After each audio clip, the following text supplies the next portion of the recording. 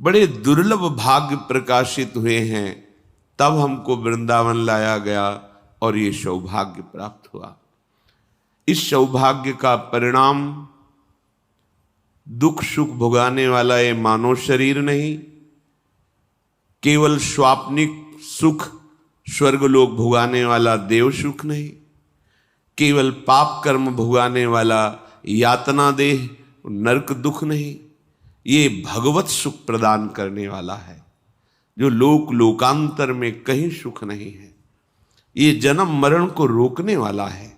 बड़े भाग पाइप सत्संगा, तो बिना ही प्रयास होई भव भंगा। शब्द पर ध्यान दो।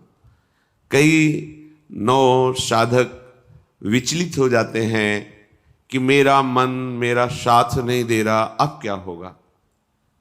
आपको चिंता नहीं करनी, आप खुद गलत हो रहे हो। मेरा मन क्यों रखा है, प्रियाजू को क्यों नहीं दे दिया। बहुत प्रयास करने पर भी जब सफलता नहीं हाथ लगती है तो उसे हार कहते हैं, और हार तभी सार्थक है जब वो प्रियाजू के चरणों में समर्पित कर दी जाए। बड़े बड़े हार गए हैं, अपने लोग तो बच्चे हैं। गोस्वामी तुलसीदास जी कह रहे हैं, हौ हार्यो कर जतन विविध विधि अतिशय प्रबल अजय, तुलसीदास बस होए तबहि जब प्रभु पेरक बरजय। तो दे दो ना उनको मन, फिर चिंता क्यों करते हो। अगर मन प्रभु के हवाले कर दो, वो ठीक कर लेंगे। उनको कोई मेहनत नहीं पड़ेगी ठीक करने में, वो अपने जन्म के जन्म व्यतीत होते जा रहे हैं। मन को आज तक हम राजी नहीं कर पाए। बहुत किया मनमानी, अब मन को हमारे गुरुदेव के वचनों के अनुसार चलना होगा। अब मन को शास्त्र सम्मत आचरण करने होंगे। आप थोड़ा मन से हटिए। मन में जो एक तदात्म भाव ले बैठे हो, यही तुम्हारी दुर्गति का कारण हो रहा है। तुम मन नहीं हो, तुम्हारा एक यंत्र है मन।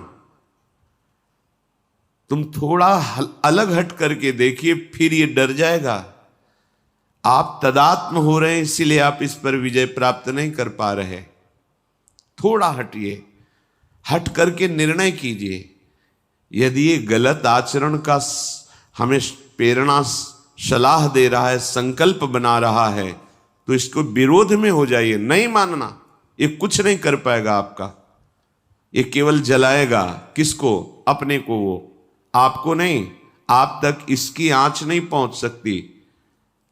शास्त्र जिभ्याओं वाले भगवान शेष जी जिनका यश गान करते हैं, आप उन भगवान के अंश हैं। आपको ये काम आदि विकार स्पर्श न किए हैं, कभी न कर सकते हैं। ये मन पर हावी होते हैं, और मन को आपने अपना स्वरूप मान रखा है, इसलिए आपसे दुराचार बन जाता है, पापाचार बन जाता है। यदि इस जन्म में परमानंद की अनुभूति करनी है तो यज्ञार्थात् कर्मणोऽन्यत्र लोकोऽयं कर्म बंधनः, तदर्थं कर्म कौन्तेय मुक्त संगः समाचर।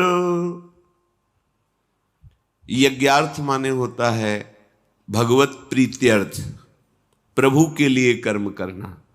प्रभु के लिए कौन से कर्म करना? स्वकर्मणा, जो तुम्हें कर्म मिला है उसे धर्म के अनुसार करो, भगवत समर्पित कर दो, वो यज्ञ हो जाएगा।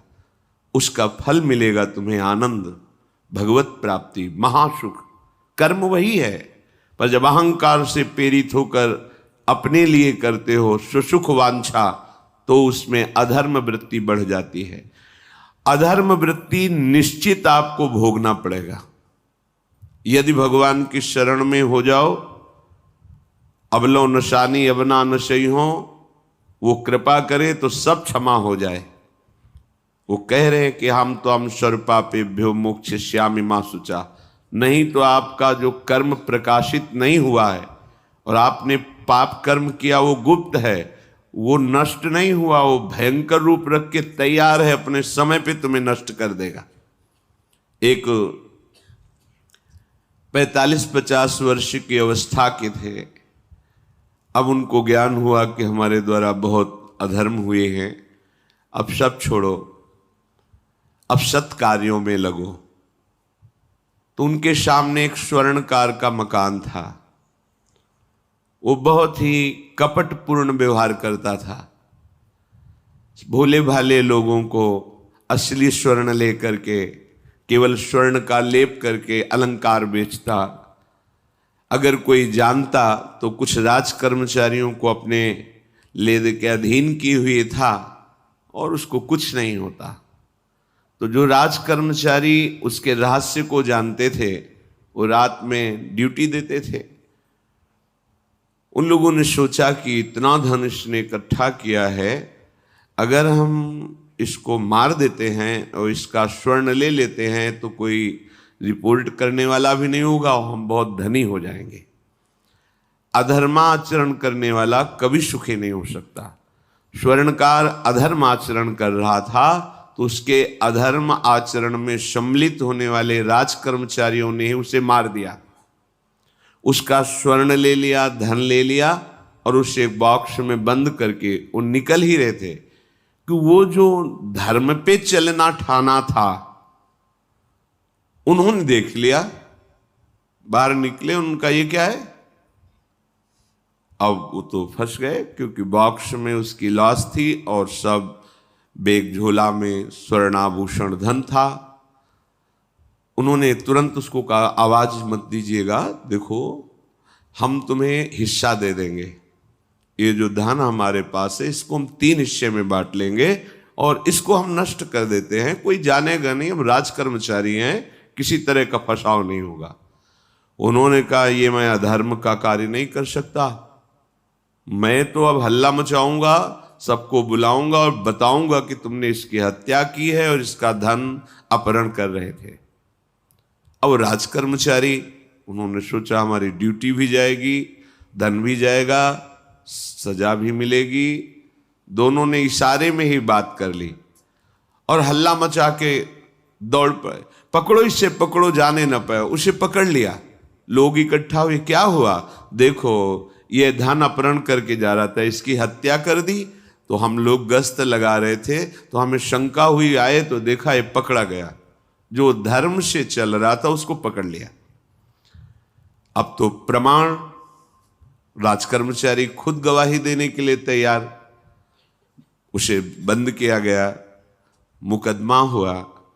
वो बार बार जज के सामने यही कहता था, जिसकी कसम खवाओ हम कसम खा लेते हैं, हमने बिल्कुल ये कार्य नहीं किया, ये लोग ये कार्य कर रहे थे, हमने इनको रोका तो इन्होंने मुझे साझेदारी के लिए, पर मैंने वो स्वीकार नहीं किया तो फिर इन्होंने ऐसा किया। पर उसकी कौन बात माने?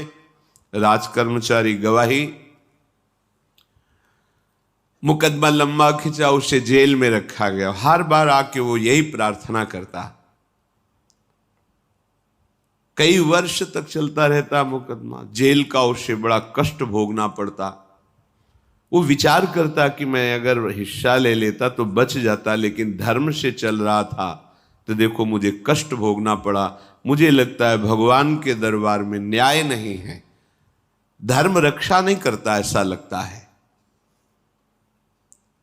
एक दिन आया और रो करके यही बात कही जज के सामने कि मुझे लगता है भगवान नहीं है, क्योंकि मैं बार बार सत्य को साक्षी करके कहता हूं कि मैंने ये कर्म नहीं किया और मुझे दंड दिया जा रहा है, मुझे क्लेश दिया जा रहा है धर्म से चलने के कारण। अगर मैं सम्मिलित हो जाता तो मुझे तीसरा हिस्सा मिलता और बिल्कुल बात शांत होती। ये क्या धर्म है, कहां भगवान है? जज ने इस पर गौर किया। कई वर्ष वो जेल भोगता रहा, मुकदमा चलता रहा। तब जज ने गौर किया कि बार बार ये कहता है इसकी जांच की जाए, तो हत्याकांड होते ही रहते हैं। एक शव आया वहां,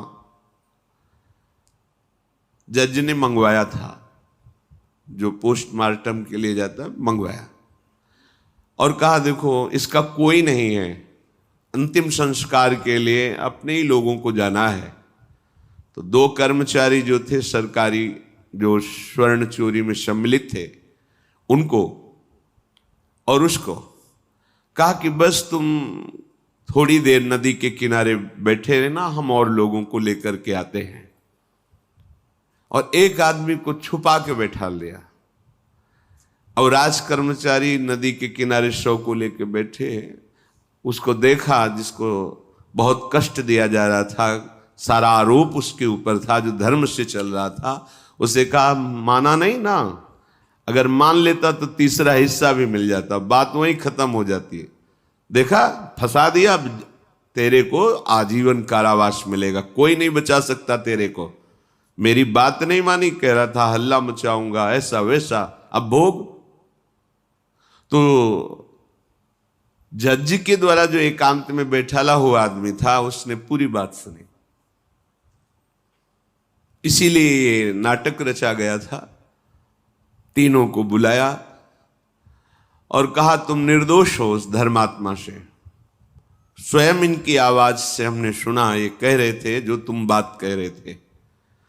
तो उसने कहा कि ये तो ठीक है, अब निर्णय ठीक कर दिया, लेकिन अब कई वर्षों से मैं दंड भोग रहा था, ये कौन सा न्याय है? किस अपराध के कारण? मैं तो धर्म से चल रहा था, इसमें किंचन मात्र मेरा कोई अपराध नहीं था।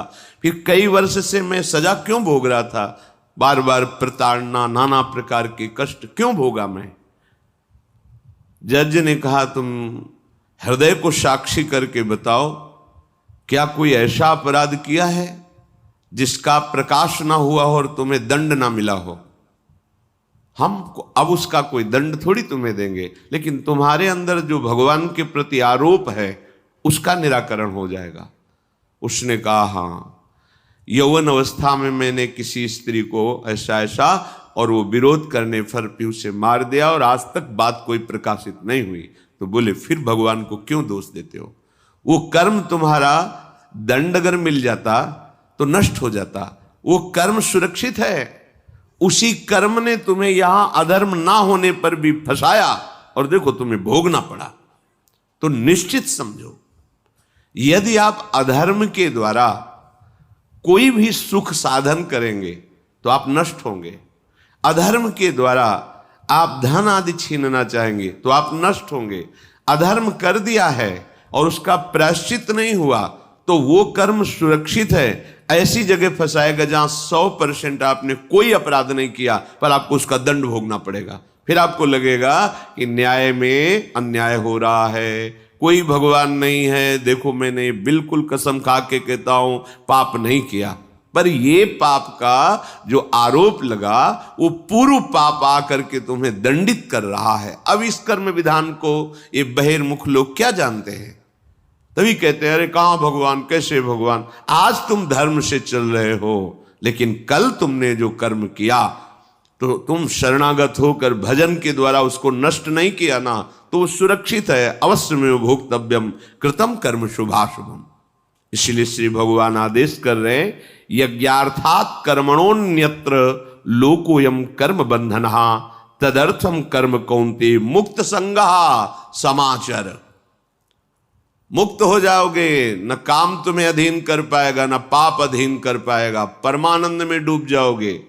केवल प्रभु के लिए कर्म करो। ये अगरबत्ती, धूप बत्ती, आरती, पूजा, प्रभु को अपना नहीं माना तो ये थोड़ा शुभ कर्म बन गया, बस। ये तुम्हारा प्रायश्चित नहीं होगा। जो तुमने अधर्माचरण के अगरबत्ती धूप बत्ती से खत्म होने वाले नहीं हैं, उनके लिए तुम्हें नाम जप करना पड़ेगा, नाम कीर्तन करना पड़ेगा। नाम कीर्तनम यस्य सर्व पाप प्रणाशनम, समस्त पापों का नाश करने में समर्थ है। राधा राधा राधा, कृष्ण कृष्ण कृष्ण, गोविंद गोविंद गोविंद। भगवन नाम, अगर भगवन नाम का आप निरंतर जप करने लगे तो आप स्वयं तर जाएंगे और लोगों को तार देंगे। मम भक्तियुक्तो भुवनम पुनात् सतरति सतरति सा लोकान तारयति। जो भी कर्म कर रहे हो वो भगवान के लिए भावना करो, उस कर्म को भगवान को समर्पित करो, तो तुमसे पापाचरण नहीं होगा। जो पापाचरण हो गए हैं, 10 मिनट केवल बैठ करके अपने घर में ही ताली बजा के मंजीरा लेकर के, इसे नाटक मत समझो, आडंबर मत समझो। नहीं, जो आडंबर और नाटक किए हैं ना, वो जब अपना नाटक फैलाएंगे तो तुम उस नाटक से निकल नहीं पाओगे। माया का नाटक है। भगवान नाम कीर्तन, ये जो लोग कहते हैं ना कि भगवान तो हृदय में बैठे, दिखावे की क्या जरूरत है। अगर इतना बोध हो चुका है भगवान हृदय में बैठे, तब तो आप सिद्ध हो गए। केवल वाणी से बोल रहे हो, मन मानी आचरण कर रहे हो, दुर्गति को प्राप्त हो रहे हो, तो है ना सबके हृदय अछत विकारी, पर सकल जीव जग दीन दुखारी।